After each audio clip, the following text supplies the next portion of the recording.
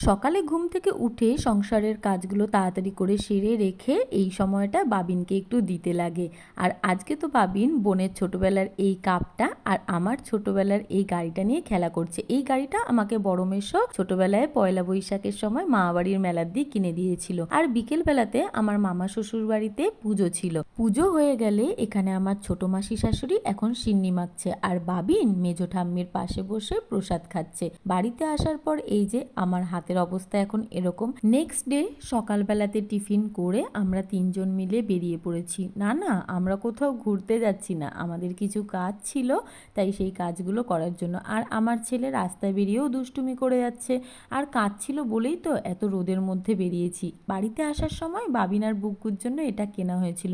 দুপুরবেলাতে বাবিনকে এইদিকে ঘুম পাড়িয়ে দিয়েছি, আর বিকেলবেলাতে বাবা এসেছিল বাবিনের সাথে দেখা করতে চিপস, ফ্রুটি আর পেপসি নিয়ে।